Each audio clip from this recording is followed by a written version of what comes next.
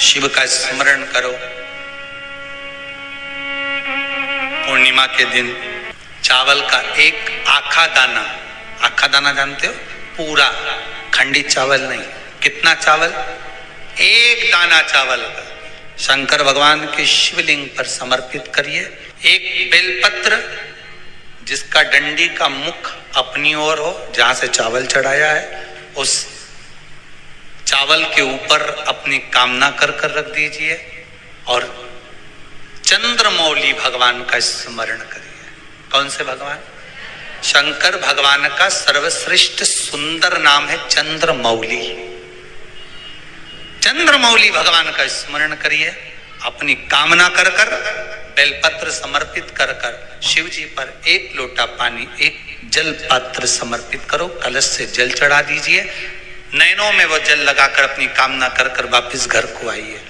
अगली पूर्णिमा आएगी, जो कामना करी है मेरा चंद्रमौली भोलेनाथ उसे पूर्ण कर ही देगा। आप सभी को सुंदर पूर्णिमा की बहुत बहुत बधाई हो। बाबा विश्वनाथ की कृपा आप पर सदा बनी रहे। आ गया पूर्णिमा की रात्रि।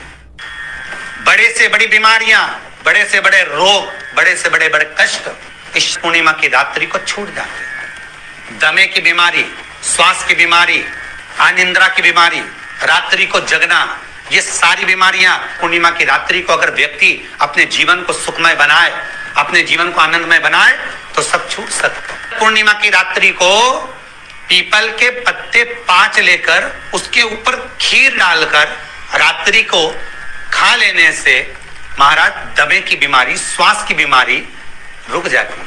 वो बीमारी बढ़ती नहीं है, उससे कष्ट नहीं होता। जिन बच्चों के नेत्र कमजोर होते हैं, रोशनी कमजोर होती है, पूर्णिमा के दिन रात्रि को 12 बजे भगवान चंद्रदेव का दर्शन कराइए। 5 से 7 मिनट तक नयन मिलाए चंद्रदेव के साथ और बाद में एक पीपल के पत्ते पर खीर जो चंद्र के नीचे रखी हुई है उसी खीर को चटा दीजिए। फिर चंद्र का दर्शन कराओ, फिर खीर को चटा दीजिए। महाराज नयन की ज्योति बढ़ती है, नींद नहीं आती तो निंद्रा देवी प्रवेश करती है, निंद्रा अच्छी आती है, आनंदित होता है। महाराज जिस व्यक्ति के शरीर में गांठ पड़ जाती हो, शरीर काला पड़ जाता हो, चट्टे पड़ जाते हो या दांत खाज खुजली हो जाता हो, उसके लिए भी पूर्णिमा की रात्रि को 12 बजे महाराज भगवान चंद्रदेव के लिए 21 दिए जलाए जाते हैं।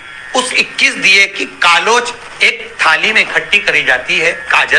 कालोच को इकट्ठी कर शरीर में गाय के घी के साथ में जहां जहां जगह पर चट्टे हैं, गांठ है, वहां लगाया जाता है। उसको 5 या 7 दिन लगाइए। उसके बाद में रोज प्रतिदिन लगाने के आधे घंटे बाद स्नान कर लीजिए, आराम लगना प्रारंभ हो जाता है। आज पूर्णिमा की रात्रि से लेकर कार्तिक पूर्णिमा की रात्रि के बीच में जो दामोदर भगवान का, कृष्ण का, शिव का मंगल आनंद करेगा, अभिषेक करेगा, पूजन करेगा, स्मरण करेगा, उसके सारे दुख दरिद्र दूर हो जाएंगे। रात्रि को आप बड़े प्रेम से खीर बनाओ, चंद्रदेव की साक्षी में रखो, भोग लगाओ भगवान श्री हरि को। बन सके अगर लक्ष्मी की कमी है, लक्ष्मी नहीं आ रही है, व्यापार नहीं चल रहा है, तकलीफ बहुत ज्यादा है, घर में कष्ट है, कर्जा ज्यादा है, तो एक तांबे के कलश के ऊपर, तांबे के कलश में पानी भरना, कटोरी रखना, उस पे लक्ष्मी जी की मूर्ति रखना। लक्ष्मी जी की मूर्ति नहीं हो तो चांदी का सिक्का रखना। उसके सम्मुख में आप 31 दीपक घी के लंबी बाती के जला देना। महाराज एक एक कमल गट्टा उस 31 दिए के अंदर डाल देना और लक्ष्मी जी का पूजन करना, लक्ष्मी जी का स्मरण करना, खीर का भोग लगाना, पान के पत्ते पर खीर रखना, 5 पत्ते पर खीर का भोग लगाना और माता लक्ष्मी से विनती करना। सुबेरे 4 बजे तक वो रखे रहने देना, सुबह 4 बजे वो उठाना, लक्ष्मी को वापिस तिजोरी में या सिक्का हो तो उसको अलमारी में रख देना। जो खीर बनी है वो प्रसाद के रूप में सुबह 8 बजे, 10 बजे, 9 बजे जब खाना हो प्रेम से खाना। माता जो दिए लगाए हैं वो ठंडे हो गए होंगे, उनको रखे रहने देना, बाद में काम आते रहेंगे, या दिए विसर्जन करना हो तो आपकी मर्जी है। पर वो मिट्टी के दिए लगेंगे, आटे के दिए नहीं लगेंगे, मिट्टी के दीप लगाना है आपको। 31 घी के दिए लगाना है। लक्ष्मी जी का पूजन करो, कंकु, चावल, हल्दी, मोली से सब तरह से पूर्णिमा की रात्रि को सुख मिलेगा, आनंद मिलेगा, लक्ष्मी की वृद्धि होगी, कार्य सिद्धि होगी। दूसरा क्रम, पूर्णिमा के दिन आप शाम को प्रदोष काल के समय 4:30 बजे से 6 बजे के बीच में 1 लोटा पानी, उसमें 5 बेलपत्र रखकर, 1 कमलगट्टा डालकर भगवान चंद्रेश्वर महादेव के नाम से भगवान शंकर को चढ़ा दीजिए। आपकी जो कामना हो वो कामना कर चढ़ाएं, विनती करें चंद्रेश्वर महादेव को और निवेदन करें कि हमारा ये कार्य सफल हो। केवल पूर्णिमा के दिन चढ़ाइए, कार्तिक पूर्णिमा तक क्या फल मिलता है हमको जरूर बताइए। भी पूर्णिमा की रात्रि को और कार्तिक पूर्णिमा की रात्रि को गर्भवती नारी अपनी नाभि पर यदि चंद्र की दृष्टि पड़वा लेती है तो बच्चा विकलांग पैदा नहीं होता है। गर्भ से जो बालक होगा श्रेष्ठ होगा, विद्वान होगा, चतुर होगा, पढ़ने में होशियार होगा, क्योंकि ये चंद्र की किरणें जब समुद्र में उछाल ला सकती हैं तो आपके जीवन में भी तरक्की ला सकती है, उछाल ला सकती है। क्यों करा जाता है पूर्णिमा का व्रत? पूर्णिमा का व्रत करने का कारण क्या है बताइए? आप इतने सालों से कर रही हो, कई माताएं कर रही होंगी पूर्णिमा का व्रत। एक समय फलाहार करती हैं, एक समय भोजन करती हैं। भोजन में खीर का होना जरूरी होता है पूर्णिमा के व्रत में। दूध की सामग्री होना जरूरी होती है पूर्णिमा के व्रत में। 12 महीने की पूर्णिमा करो, मना नहीं है। और पूर्णिमा उठाने का भी समय होता है चैत्र के महीने की जो पूर्णिमा होती है, चैत्री पूर्णिमा पहली पूर्णिमा मानी जाती है, इसलिए चैत्री पूर्णिमा को सिद्ध पूर्णिमा कहते, कार्य सिद्धात्री पूर्णिमा कहते, सिद्ध करने में। मनोरथी पूर्णिमा कहते हैं, मनोरथी पूर्णिमा।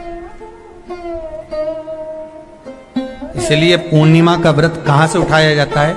चैत्र के महीने की पूर्णिमा से पूर्णिमा का व्रत उठाया जाता है कि मैं महीने की पूर्णिमा करूंगी तो चैत्र पूर्णिमा से उसको उठा लिया जाता है। पर उसका एक नियम रहता है, आप फलाहार करें अपनी जगह पर है, पर एक समय भोजन कर रहे हैं वो अपनी जगह पर। भोजन के साथ में मीठे के साथ थोड़ा दूध की सामग्री होना जरूरी होती है।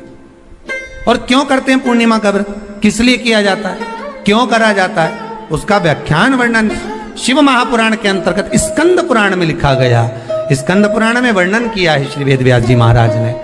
कहा ये पूर्णिमा का व्रत इसलिए किया जाता है कि व्यक्ति का जब मन गलत भ्रम में जाने लगता है, मन जब गलत जगह पर जाने लगता है, तो ये मन को गलत जगह पर ले जाने वाला कौन होता है? तो कहा ये चंद्र होता है। व्यक्ति की राशि के अंतर्गत, व्यक्ति की पत्रिका के अंतर्गत, व्यक्ति की ग्रह दशा के अंतर्गत जब चंद्र बेकार चलता है तो व्यक्ति अच्छा करते करते भी बेकार करने लग जाता है।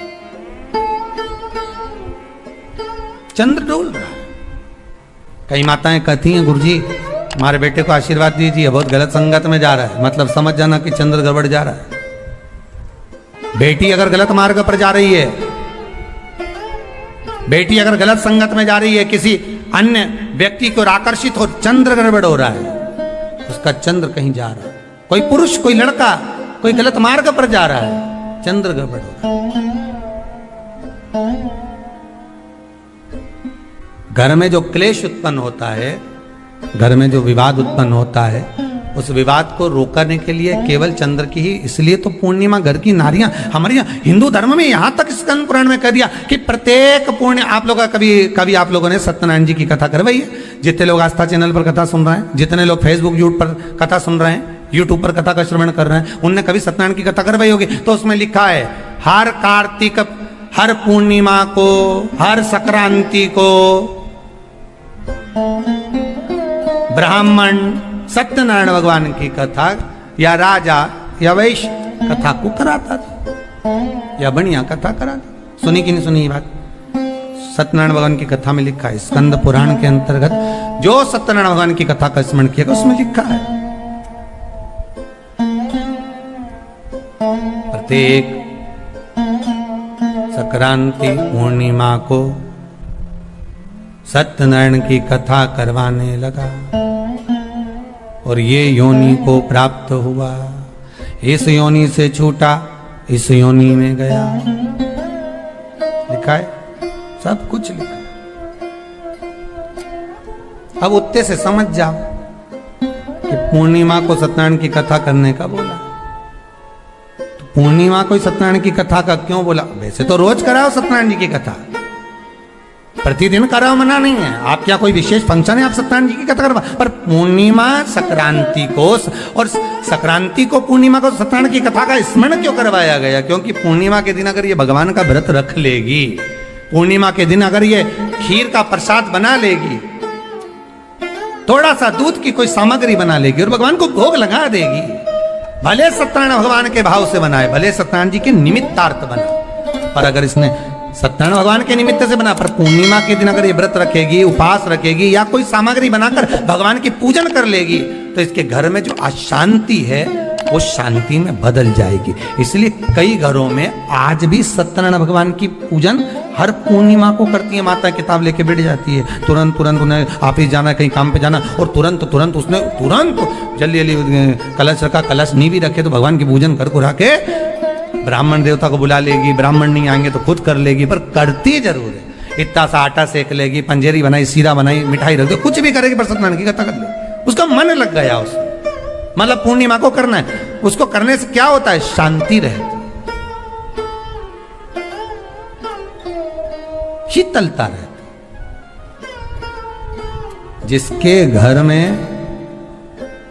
हर महीने की पूर्णिमा को खीर बनती हो, ध्यान दीजिएगा, बहुत सुंदर संवाद चल रहा है, बहुत ध्यान देने वाली बात है।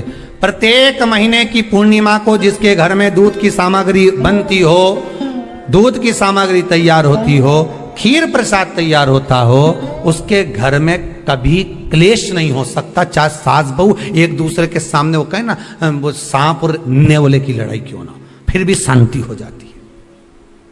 पर प्रत्येक महीने की पूर्णिमा होना चाहिए। ये नहीं कि तुमने एक महीने की पूर्णिमा पे बना लिया और दूसरे महीने की पूर्णिमा को गायब कर दिया। फिर किसी ने कह दिया आज चूरमा तो बन रहा है, दाल बाटी तो बन रही है चूरमे के साथ में, लड्डू बन रहे हैं, तो काय को खीर बना रही हो? तो तुमने अब वो खीर प्रसाद। महापुराण की कथा कहती है, महाराज पूर्णिमा का जो चंद्र है वो विशाल का है, और उस चंद्र की पूर्णता में हमारी अभिलाषाएं भी पूर्ण हो।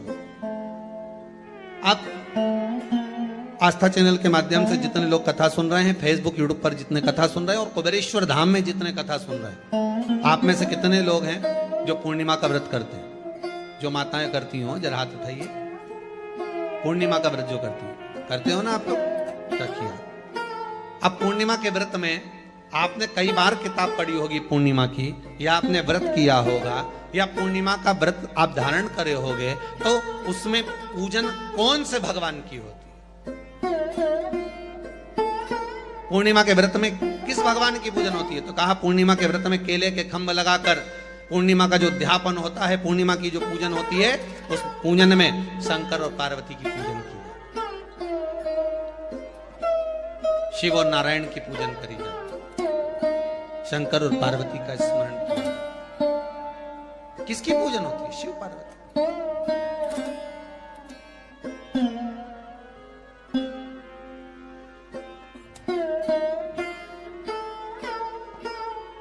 क्यों शंकर और पार्वती का पूजन क्यों करा जाता है पूर्णिमा के व्रत में? क्योंकि शिव और माता पार्वती ही केवल एक ऐसे हैं जिन्होंने अपूर्ण लक्ष्मी को भी पूर्ण बना दिया था। किसको पूर्ण बनाया है? लक्ष्मी। शरद पूर्णिमा के दिन अगर आप शंकर भगवान को एक लोटा पानी अगर शिव को समर्पित कर रहे हो, श्वेत पुष्प को रखकर शंकर जी के ऊपर सफेद फूल को चढ़ाकर अगर एक लोटा जल भी, एक पात्र जल भी शंकर को समर्पित कर रहे हो, तो ये लक्ष्मी के लिए ही तो कर रहे हो। और कौन सी लक्ष्मी? पूर्ण लक्ष्मी। पूर्ण लक्ष्मी।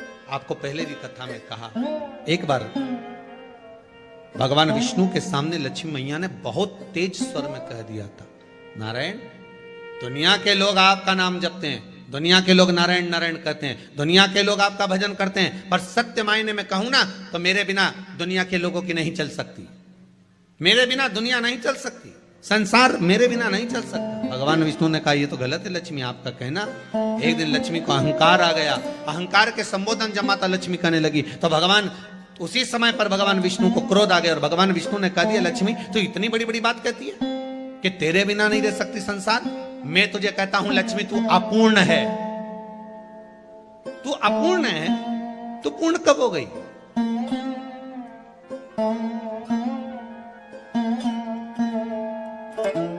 तेरी पूर्णता कहां हो गई? लक्ष्मी की आंख से आंसू बहने लगे। आज आपने मुझे अपूर्ण कहा, आपको मालूम है आप मुझे अपूर्ण कर रहे हो? आपको ये ज्ञात हो रहा है आप मुझे अपूर्ण कर रहे हो? भगवान कहते हैं हाँ लक्ष्मी मैंने तुझे अपूर्ण कहा। अपूर्णता का मतलब आप जानते हो ना? भगवान कहते हैं लक्ष्मी मैं सब जानता हूं। लक्ष्मी रोती हुई माता सरस्वती के पास पहुंच गई। सरस्वती ने पूछा क्या बात है लक्ष्मी, क्यों रो रही हो? लक्ष्मी जी ने कहा क्या बताऊं सखी, मेरे पति ने आज मुझे अपूर्ण कह दिया। तो क्यों रो रही है तू? अपूर्ण अगर कह दिया, पति ने ही तो कहा है ना, तो क्यों रोना? चल मेरे साथ। और सरस्वती मैया माता लक्ष्मी को लेकर सीधे पहुंच गई माता पार्वती के यहाँ। जब माता पार्वती ने लक्ष्मी जी को देखा और सरस्वती को देखा तो पूछा कि बात क्या है, क्या हो गया ऐसा, क्या हुआ, क्या है ऐसा जो तुम दोनों आज मेरे पास में आई? क्या हुआ? पार्वती जी कुछ बोलती, शिव जी का ध्यान माता सरस्वती की ओर और लक्ष्मी की ओर गया और भगवान शंकर जान गए आज भगवान नारायण ने लक्ष्मी जी को अपूर्ण कहा है। अब देखें माता पार्वती क्या कर सकती है, इसको पूर्ण बनाने के लिए करेगी क्या? क्या हुआ? माता सरस्वती जी बोली लक्ष्मी को अपूर्ण कर दिया। अपूर्ण कर दिया? हाँ, तो क्या सोचना उसके लिए, इसको मैं अभी पूर्ण बना देती हूं। माता जगत जननी पार्वती ने गोदी में विराजमान गणेश जी को उठाया और उठाकर लक्ष्मी जी की गोद में दे दिया। ले लक्ष्मी आज से तो पूर्ण हो गई, लक्ष्मी आज से तो पूर्ण। गोदी में जब तक संतान नहीं है तो नारी को लोग अपूर्ण समझते हैं, पर माता पार्वती जी ने संपूर्ण ब्रह्मांड में एक सिद्धता प्रदान कर दी कि अपने गोदी के लाल को, अपने गोदी के पुत्र को माता ने लक्ष्मी की गोद में देकर लक्ष्मी को पूर्ण बना। वो दिन कौन सा था? यही शरद पूर्णिमा का दिन था। कौन सा दिन? आवाज पकड़ लो। यही शरद पूर्णिमा का दिन था। शरद पूर्णिमा का दिन लक्ष्मी को पूर्ण करने का दिन।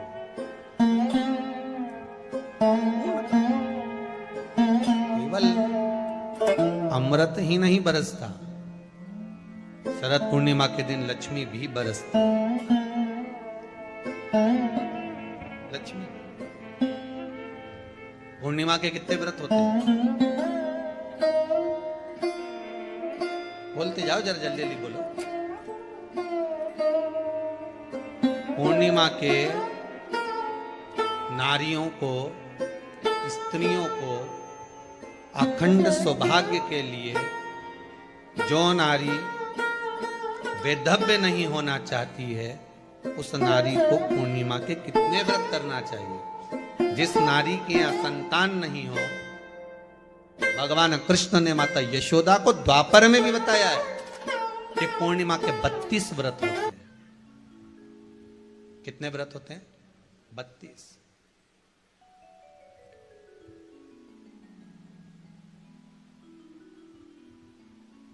स्वयं भगवान कृष्ण यशोदा रानी को, माता यशोदा जी को भी बता रहे हैं 32 व्रत।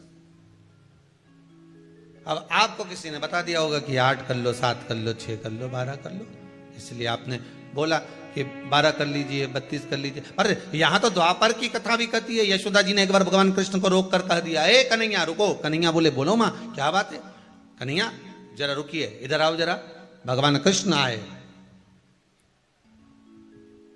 हाँ माँ बोलिए। किस जगह का प्रसंग है ये? जिस समय पर राधा रानी कुरुक्षेत्र में नंद बाबा और यशोदा जी को लेकर